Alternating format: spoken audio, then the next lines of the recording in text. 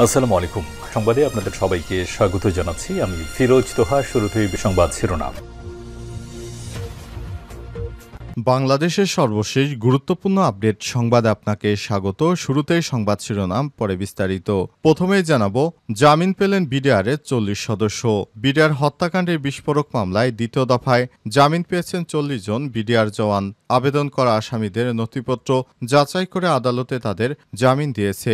আজ আদালত সূত্র থেকে জানা গেছে, গত 8 মে ঢাকার বিশেষ ট্রাইব্যুনাল 2-এর বিচারক ইব্রাহিম মিয়ার আদালত এ আদেশ দেন। সংশ্লিষ্ট ট্রাইব্যুনালের বেঞ্চ সহকারী সাদাত হোসেন বিষয়টি নিশ্চিত করেছেন।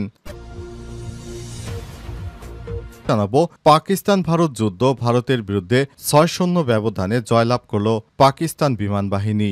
আলহামদুলিল্লাহ, নরেন্দ্র মোদীর হিন্দুত্ববাদী সরকারকে হটিয়ে এবার ভারতের বিমান বাহিনীকে নাকানি চুপানি খাইয়ে 6-0 ব্যবধানে জয়লাভ করেছে পাকিস্তান বিমান বাহিনী। এটি ভারতের জন্য এক ভূমিকম্পের মতো। পাকিস্তান সেনাবাহিনী গর্জে ওঠে এবং তছনছ করে দিয়েছে ভারতকে। এরপর জানাবো, ভারতের ক্ষয়ক্ষতি যুদ্ধের অংশ, বিমান ধ্বংসের ব্যাপারে মন্তব্য করতে চায় না বলেন ভারতীয় বিমান বাহিনী। পাকিস্তানের বিশেষ অভিযানের সময় ভারতের একাধিক যুদ্ধবিমান বিধ্বস্ত হয়েছে দাবি করে ইসলামাবাদ। এই প্রসঙ্গে সাংবাদিকদের প্রশ্নে ভারতীয় বিমান বাহিনী জানায়, এ বিষয়ে তারা কোনো মন্তব্য করতে চায় না। এছাড়াও বাহিনীটি বলেছে, ক্ষয়ক্ষতি যুদ্ধেরই অংশ, তবে পাকিস্তানের সঙ্গে লড়াইয়ের পর ভারতের সব বৈমানিক ঘরে ফিরেছে। তার মানে ভারতের যে যুদ্ধজাহাজগুলো ভেঙেছে সেগুলো সত্যি, কিন্তু ভারতের বিষয়ে মুখ খুলছে না। এদিকে ভারতের যুদ্ধবিরতির অনুরোধে যে জবাব দিয়েছিল পাকিস্তান, যুক্তরাষ্ট্রের মধ্যস্থতায় 10 মে পাকিস্তান ও ভারতের মধ্যকার 4 দিনের সংকটময় পরিস্থিতির অবসান ঘটে। এরপরই প্রশ্ন ওঠে, যুক্তরাষ্ট্রের কাছে যুদ্ধবিরতির অনুরোধ কে করেছিল? বিষয়টি স্পষ্ট করেছে পাকিস্তান। পাকিস্তান জানিয়েছে, ভারতের নরেন্দ্র মোদী যুক্তরাষ্ট্রের হাতে পায়ে ধরে যুদ্ধবিরতির অনুরোধ করে। তখন যুক্তরাষ্ট্র থেকে পাকিস্তানকে অনুরোধ করার পর পাকিস্তান যুদ্ধবিরতিতে রাজি হয়েছে। তা না হলে এতক্ষণ মাটির সঙ্গে মিশিয়ে দিত ভারতকে পাকিস্তান। এবারে জানাবো, শুল্ক প্রত্যাহারে একমত যুক্তরাষ্ট্র ও চীন। যুক্তরাষ্ট্র এবং চীন প্রাথমিকভাবে 90 দিনের জন্য একে অপরের পণ্যের উপর শুল্ক ব্যাপক হারে প্রত্যাহার করতে সমর্থ হয়েছে। দুই দেশের এই যৌথ বিবৃতিতে এই কথা জানানো হয়েছে। সুইজারল্যান্ডের জেনেভায় দুই দেশের বৃহত্তম অর্থনীতির কর্মকর্তাদের সপ্তাহান্তে ম্যারাথন বাণিজ্য আলোচনার পরেই আলোচনা আসে। চীনা পণ্যের উপর সাময়িকভাবে তার শুল্ক 145% থেকে 30-এ কমিয়ে আনবে। অন্যদিকে চীন আমেরিকার আমদানির উপর তার শুল্ক 125% থেকে কমিয়ে 10% করবে। প্রিয় দর্শক, এতক্ষণ শুনছিলেন সংবাদ শিরোনাম, এবারে বিস্তারিত। তবে তার আগে বন্ধুরা, অনুরোধ থাকবে এই সংবাদটিতে একটি লাইক দিন। এই চ্যানেলে আপনি নতুন হয়ে থাকলে আমাদের সংবাদটি দেখতে দেখতে চ্যানেলটি সাবস্ক্রাইব করে রাখুন। কমেন্ট করে বন্ধুরা আপনার মূল্যবান মতামত জানিয়ে দিন আপনি বিশ্বের কোন দেশ থেকে বা বাংলাদেশের কোন স্থান থেকে আমাদের সংবাদটি দেখছেন এবং শুনছেন। আর বন্ধুরা, গাজা যুদ্ধে আপনি যদি নিরীহ ফিলিস্তিনিদের ভালোবেসে থাকেন, কমেন্টে ইয়েস লিখে বিশ্ববাসীকে জানিয়ে দিন। সংবাদটি আপনার সোশ্যাল মিডিয়া, ফেসবুকে বন্ধুদের মাঝে শেয়ার করে দিন। এবারে বিস্তারিত। জামিন পেলেন বিডিআরের 40 সদস্য। বিডিআর হত্যাকাণ্ডে বিস্ফোরক মামলায় দ্বিতীয় দফায় জামিন পেয়েছেন 40 জন বিডিআরের জওয়ান। আবেদন করা আসামিদের নথিপত্র যাচাই বাছাই করে আদালত তাদের জামিন দিয়েছে। আজ আদালত সূত্র থেকে জানা গেছে, 8 মে ঢাকার বিশেষ ট্রাইব্যুনাল 2-এর বিচারক ইব্রাহিম মিয়ার আদালত এ আদেশ দেন। সংশ্লিষ্ট ট্রাইব্যুনালের বেঞ্চ সহকারী সাদাত হোসেন বিষয়টি নিশ্চিত করেছেন। জামিন পাওয়া আসামিরা হলেন রেজাউল করিম, শাহজাহান, রফিকুল ইসলাম, সাইফুল ইসলাম, রেজাউল করিম, মোহাম্মদ শামীম, ওয়ালিউল্লাহ, হাবিবুর রহমান, তরিকুল ইসলাম, বনিয়ামিন চৌধুরী, মোহাম্মদ বারিক, ইমতিয়াজ আহমেদ নবীন, মোয়াজ্জেম হোসেন, মিজানুর রহমান, সিদ্দিকুর রহমান জোয়াদ্দার ওরফে লিটন, মোহাম্মদ মোনাব, আদিকুল ইসলাম, খলিলুর রহমান, মিজানুর রহমান, কৌতুক কুমার সরকার, মোহাম্মদ সালাউদ্দিন, সৌরভ হোসেন, কামাল হোসেন, ইসাক, দারুল ইসলাম, শ্রী সুমন চক্রবর্তী, আবু সাইদ, সেজান মাহমুদ, মোহাম্মদ সেলিম, বিধান কুমার সাহা, মাসুম হাসান, ফিরোজ মিয়া, মিয়া, শ্রী তাপস কুমার বিশ্বাস, রফিকুল ইসলাম কামাল মিয়া, নূরে আলম মিয়া, এনামুল হক, রফিকুল ইসলাম, রবিউল আলম এবং আলামিন। এর আগে 19 জানুয়ারি 178 জন বিডিআর জওয়ানকে একই আদালত জামিন দিয়েছিল। পরে গত 23 জানুয়ারি ঢাকার কেরানীগঞ্জ ও কাশিমপুর কারাগার থেকে কারামুক্ত হন তারা। মামলার সূত্র থেকে জানা গেছে 2009 সালের 25 ও 26 ফেব্রুয়ারি ঢাকার পিলখানা সীমান্তরক্ষী বাহিনী সদর দপ্তরে বিদ্রোহের ঘটনায় 57 জন কর্মকর্তা 74 জন নিহত হন এবং সেই ঘটনায় হত্যা ও বিস্ফোরক আইনে 2টি মামলা করা হয়। হত্যা মামলায় 850 জনের বিচার শেষ হয় 2013 সালের 5 নভেম্বর। তাতে 152 জনের ফাঁসি, 160 জনের যাবজ্জীবন ও 256 জনকে বিভিন্ন মেয়াদে কারাদণ্ড দেওয়া হয়। খালাস পান 278 জন। এছাড়াও 2010 সালে বিস্ফোরক আইনের মামলায় 834 জন আসামির বিরুদ্ধে বিচার কাজও শুরু হয়েছিল। পাকিস্তান ভারত যুদ্ধ, ভারতের বিরুদ্ধে 6-0 ব্যবধানে জয়লাভ করেছে পাকিস্তানি বিমান বাহিনী।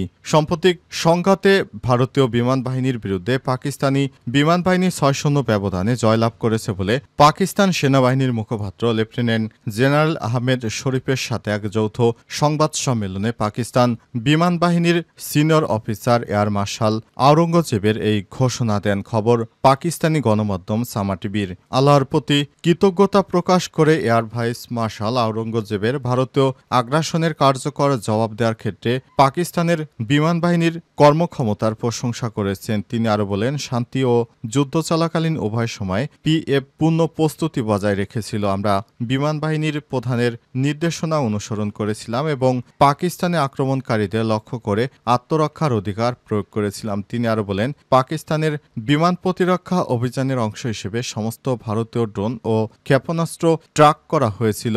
পিএএফ সফলভাবে 70 ড্রোন জ্যাম করেছে, তাদের ডেটা ট্রান্সমিশন ব্যাহত করেছে এবং সব ধরনের কৌশল প্রয়োগ করেছে। এয়ার ভাইস মার্শাল আরও বলেছেন, পাকিস্তান বিমান বাহিনী তাদের পূর্ণ অপারেশনাল ক্ষমতা ব্যবহার করেছে, সমস্ত 70 ড্রোন সফলভাবে শনাক্ত এবং ধ্বংস করেছে। তিনি আরও বলেন, উত্তেজনা বৃদ্ধির সময় ভারতের ব্যবহৃত ব্রাহ্মস ক্ষেপণাস্ত্রগুলোকেও আঘাতের আগেই বাধা দেওয়া হয় এবং ধ্বংস করা হয়েছে। এই ক্ষেপণাস্ত্র হামলা পাকিস্তানের সার্বভৌমত্বের জন্য সরাসরি হুমকি ছিল। তিনি ভারতের একটি গুরুতর ব্যর্থতা প্রকাশ করে বলেছেন, অমৃতসর থেকে ছোড়া ভারতীয় ক্ষেপণাস্ত্রগুলো অসাবধানতাবশত তাদের নিজস্ব বেসামরিক এলাকায় আঘাত করেছে। পাল্টা জবাবে পাকিস্তানের হাইপারসনিক ক্ষেপণাস্ত্র, ড্রোন এবং অন্যান্য নির্ভুল নির্দেশিত সিস্টেম সফলভাবে নির্ধারিত লক্ষ্যবস্তুতে আঘাত করেছে। ব্রিফিং শেষে এয়ার ভাইস মার্শাল আওরঙ্গজেব নিশ্চিত করে বলেছেন, পিএফ নিজের কোনো ক্ষতি ছাড়াই 6টি ভারতীয় বিমান ভূপাতিত করেছে এবং নিশ্চিত করেছে সমস্ত পাকিস্তানি বিমান যুদ্ধের সময় নিরাপদ এবং কার্যকর থাকবে। ক্ষয়ক্ষতি যুদ্ধেরই অংশ, বিমান ধ্বংসের ব্যাপারে মন্তব্য করতে চায় না বললেন ভারতীয় বিমান বাহিনীর প্রধান। পাকিস্তানের বিশেষ অভিযানের সময় ভারতের একাধিক যুদ্ধবিমান ধ্বংসের দাবি করে ইসলামাবাদ এই প্রসঙ্গে সাংবাদিকদের প্রশ্নে ভারতীয় বিমান বাহিনী জানায়, এ বিষয়ে তারা কোনো মন্তব্য করতে চায় না। এছাড়াও বাহিনীটি বলেছে, ক্ষয়ক্ষতি যুদ্ধেরই অংশ, তবে পাকিস্তানের সঙ্গে লড়াইয়ের পর ভারতের সব বৈমানিক ঘরে ফিরেছেন। আজ ভারতীয় বিমান বাহিনীর কর্মকর্তা এয়ার মার্শাল একে ভারতীয় এক সংবাদ সম্মেলনে সব কথা বলেছেন। বিমান ধ্বংস হওয়ার ব্যাপারে কোনো মন্তব্য করার বিষয় তিনি বলেছেন, আমরা এখনো যুদ্ধ পরিস্থিতিতে আছি, এ ব্যাপারে তথ্য জানালে শত্রুদের জন্য সুবিধা হয়। আমরা আমাদের লক্ষ্য অর্জন করেছি।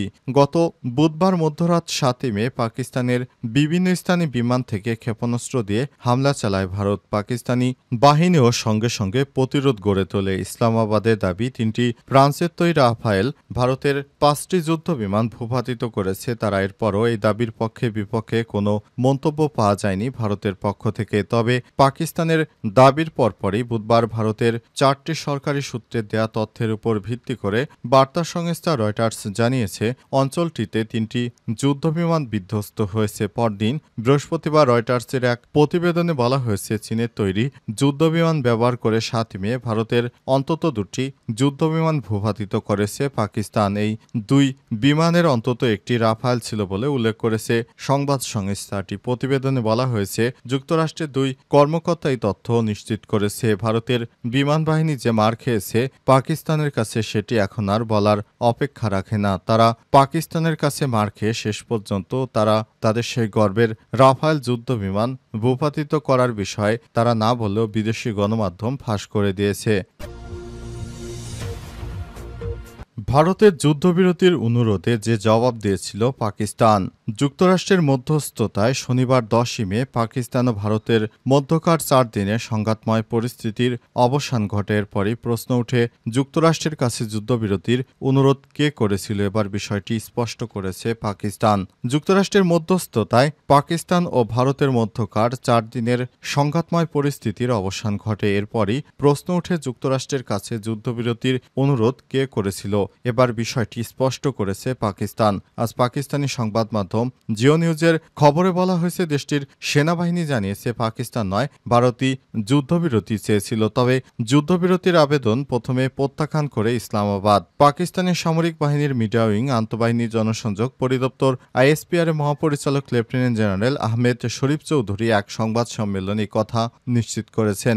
যুদ্ধবিরতি সম্পর্কে প্রশ্নের জবাবে তিনি বলেন, আমি স্পষ্টভাবে রেকর্ড রাখতে চাই যে যুদ্ধবিরতির কোনো অনুরোধ পাকিস্তান থেকে করা হয়নি। 6 ও 7 মে রাতে কাপুরুষোচিত ও নৃশংস হামলার পর ভারত যুদ্ধবিরতির অনুরোধ জানায়। পাকিস্তান তখন জানিয়ে দেয়, আমরা উপযুক্ত জবাব দেওয়ার পরই বিষয়টি নিয়ে আবার কথা বলবো। 10ই মে পাকিস্তান পাল্টা জবাব এবং প্রতিশোধ নেওয়ার পর আন্তর্জাতিক মধ্যস্থতাকারীদের অনুরোধে ভারতের করা অনুরোধে ইসলামাবাদ সাড়া দেয় বলে জানান জেনারেল আহমেদ শরীফ চৌধুরী। এছাড়াও তিনি জানান, ভারতের প্রতিরক্ষা মন্ত্রণালয় এবং সশস্ত্র বাহিনী যেসব বিবৃতি দিয়েছে তাতে পরিষ্কারভাবে যুদ্ধ পরিস্থিতি প্রশমনের আহ্বান ছিল।